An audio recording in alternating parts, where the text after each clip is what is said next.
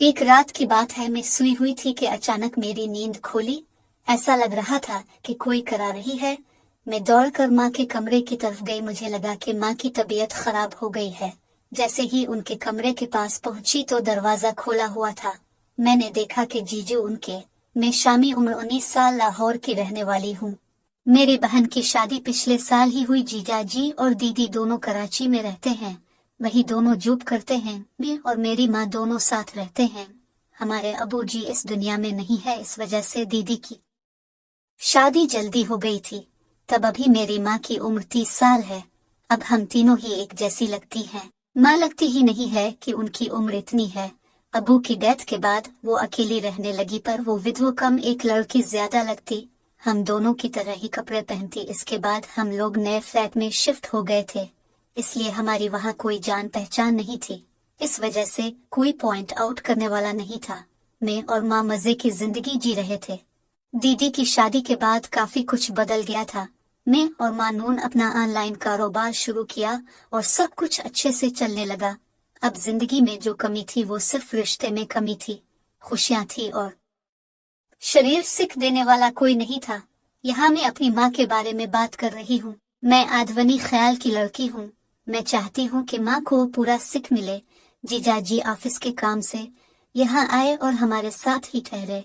जीजा जी बड़े खिले दिल के इंसान हैं। वो हम लोगों की जितनी भी जरूरतें थी, चाहे शॉपिंग की या घर की, सारी पूरा करते थे। पर उनकी कातिल निगाहों से समझ आता था कि वो कुछ और ही चाहते हैं। वो हमेशा ही मेरी तारीफ करते थे और बात बात पर हाथ और कभी कभी मेरी पेट पर हाथ फेरते। माँ के साथ भी ऐसा होता था। वो माँ के काफी करीब होते। माँ भी उनकी निगाहों से कई बातें कह जाती जो मुझे समझ नहीं आती। माँ अभी जवान थी और उनकी जिंदगी में खालीपन मैं समझ सकती हूँ। एक रात की बात है, मैं सोई हुई थी, अचानक मेरी नींद खोली। ऐसा लग रहा था कि माँ कुर्रा रही है। मैं दौड़कर माँ के कमरे की तरफ गई। मुझे लगा कि माँ की तबीयत खराब हो गई है। जैसे ही उनके कमरे के पास पहुंची तो थोड़ा दरवाजा खोला हुआ था।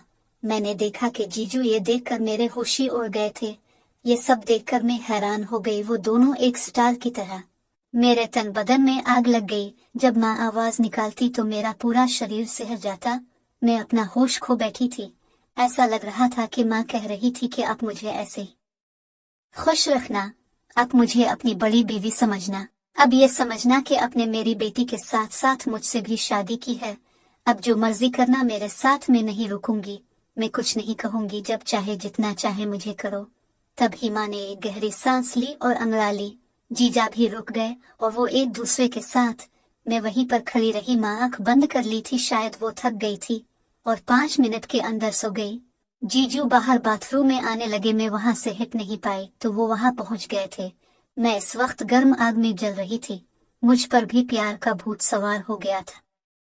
उनके बाहर आते ही मैं उनसे, वो भी हैरान हो गए। वो बोले क्या आपने सब कुछ देख लिया है? मैं बोली हाँ सब कुछ, तब ही तो पागल हो रही हूँ।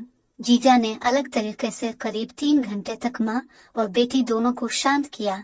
ये कहानी आपको कैसी लगी कमेंट में जरूर बताएं। चैनल पर नहीं है तो चैनल को सब्सक्राइब जरूर करें।